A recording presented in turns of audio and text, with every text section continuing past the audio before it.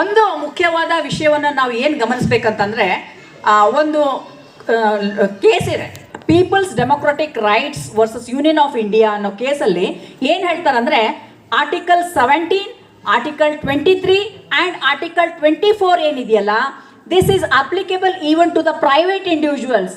So when violation is done not just by state but even to by the private individuals, that it is considered as violation of fundamental rights and they should be punished ಅಂತ ಹೇಳಿ clear ಆಗಿ ಹೇಳುತ್ತೆ. So ಹಾಗಾಗಿ article 23 ಏನು ಹೇಳುತ್ತೆ? ಹಾಗಾದರೆ article 23 clear ಆಗಿ ಹೇಳುತ್ತೆ, ಬಾಂಡೆಡ್ ಲೇಬರನ್ನು ನಿವಾರಣೆ ಮಾಡಬೇಕು. ಬಾಂಡೆಡ್ ಲೇಬರನ್ನು ನಿವಾರಣೆ ಮಾಡಬೇಕಂತಂದರೆ ಅದನ್ನು ಯಾವ ರೀತಿ ನಿವಾರಣೆ ಮಾಡಬೇಕು ಅನ್ನೋದಕ್ಕೆ ಮೂರು ಇದನ್ನು ಅವರು ಹೇಳ್ತಾರೆ. ಏನಂತಂದರೆ, ಒಂದು ಹ್ಯೂಮನ್ ಟ್ರಾಫಿಕಿಂಗನ್ನು ಪ್ರೊಹಿಬಿಟ್ ಮಾಡಬೇಕು, ಅಂದರೆ ಮಾನವ ಕಳ್ಳ ಸಾಗಾಣಿಕೆ. ಸೊ ಇಲ್ಲಿ ಅನೈತಿಕ ಕಾರಣಗಳಿಂದ ಲೈಂಗಿಕ ಕ್ರಿಯೆಗೋಸ್ಕರ ಮಾನವರ ದುರ್ವ್ಯವಹಾರ ಮಾಡುವಂಥ ಕೆಲಸವನ್ನು ನಿಷೇಧಿಸಬೇಕು ಅಂತ ಒಂದು ಹೇಳುತ್ತೆ.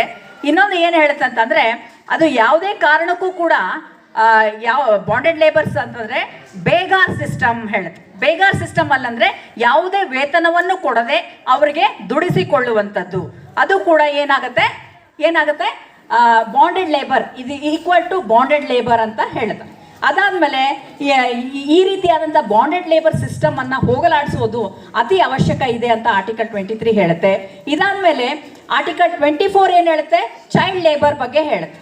ಸೊ ಇದೆಲ್ಲ ಹೋಗಲಾಡಿಸೋದು ಖಾಸಗಿ ವ್ಯಕ್ತಿಗಳು ಕೂಡ ಇದನ್ನು ಆಚರಣೆ ಮಾಡೋ ಹಾಗಿಲ್ಲ. ಆಮೇಲೆ ಇವು ಕಾನ್ಸ್ಟಿಟ್ಯೂಷನಲ್ ಪ್ರೊವಿಷನ್ಸ್ ಆದರೆ, ಆಮೇಲೆ ಮುಖ್ಯವಾಗಿ ನಾವು ಗಮನ ಹರಿಸಬೇಕಾದಂಥ statutory provisions for the legal aid. Statutory provisions for the legal aid ಏನು, why legal aid has to be organised ಅನ್ನೋದಕ್ಕೆ ನಮಗೆ ಮೊಟ್ಟ ಮೊದಲಿಗೆ ಹೇಳಬೇಕಂತಂದರೆ ಅಡ್ವೊಕೇಟ್ಸ್ ಆ್ಯಕ್ಟ್ ಇದೆ. Advocates act 1961.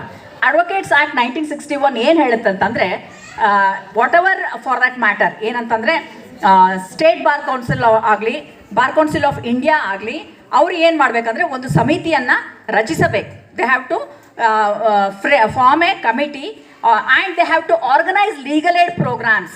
ಸೊ ಈ ರೀತಿಯಾದಂಥ ಲೀಗಲ್ ಏಡ್ ಅರಿವು ನೆರವು ಕಾರ್ಯಕ್ರಮಗಳನ್ನು ಆಯೋಜಿಸಿ ಎಲ್ಲರಿಗೂ ಕೂಡ ಅದರ ಒಂದು ಪ್ರಾಕ್ಟಿಕಲ್ ನಾಲೆಡ್ಜನ್ನು ನೀಡಬೇಕು. ಆಮೇಲೆ ಅವರಿಗೆ ನೆರವು ಕೂಡ ನೀಡಬೇಕು ಅಂತ ಕ್ಲಿಯರ್ ಆಗಿ ಮೆನ್ಷನ್ ಮಾಡಿದ್ದಾರೆ. ಸೊ ಅದಲ್ಲದೆ ಈಗ ಇತ್ತೀಚೆಗೆ ನಮ್ಮದೇ ಅಂತ, ಸೊ ಅದರಲ್ಲೂ ಕೂಡ ನಮಗೆ ಪ್ರೊವಿಷನ್ಸ್ ಇದೆ. ಏನು ಪ್ರೊವಿಷನ್ಸ್ ಇದೆ? ಲೀಗಲ್ ಏಡ್ ಪ್ರೋಗ್ರಾಮ್ನನ್ನು ಆರ್ಗನೈಸ್ ಮಾಡಬೇಕು ಅಂತ.